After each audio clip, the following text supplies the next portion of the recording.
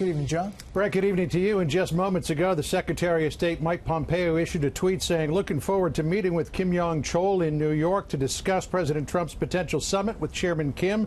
We are committed to the complete, verifiable, and irreversible denuclearization of the Korean Peninsula. Around here at the White House, they keep using the word potential to describe the summit, but they are proceeding as if it is in place for June the 12th.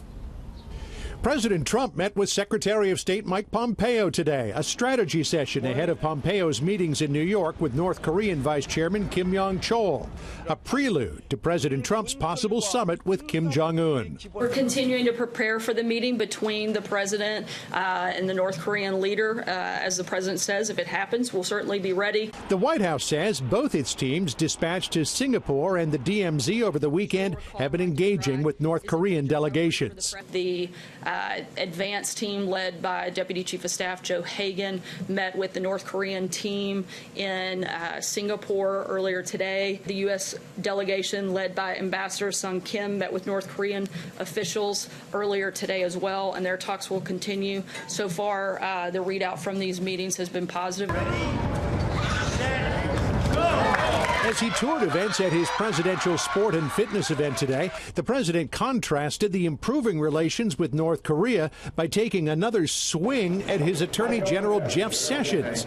After Congressman Trey Gowdy said this morning he understands the president's frustration that Sessions recused himself in the Russia investigation. If I were the president and I picked someone to be the country's chief law enforcement officer and they told me later, oh, by the way, I'm not going to be able to participate in the most important case in the office, I would be frustrated, too. That's how I read that, is Senator Sessions, why didn't you tell me this before I picked you? There are lots of really good lawyers in the country. He could have picked someone else. The president tweeted Gowdy's entire quote about picking someone else for Attorney General, adding in his own words, and I wish I did. The New York Times today reported that special counsel Robert Mueller is looking into a March 2017 meeting President Trump had with Sessions at Mar-a-Lago, a meeting at which he reportedly asked Sessions to reverse his recusal.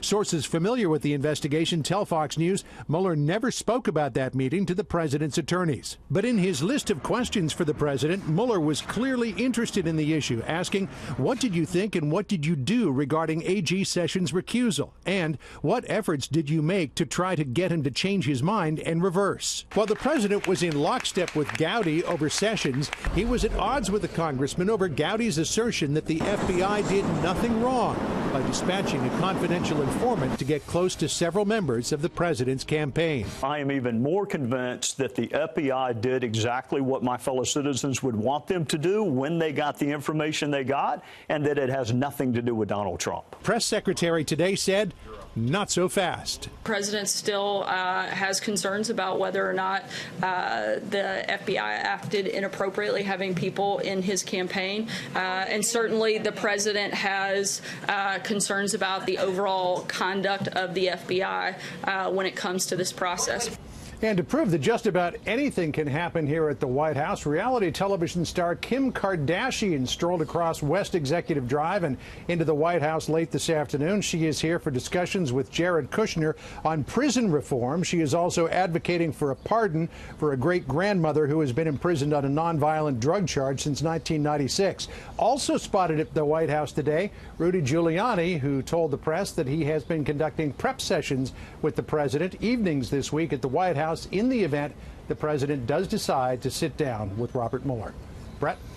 A different Trump-Kim summit tonight. John, thanks.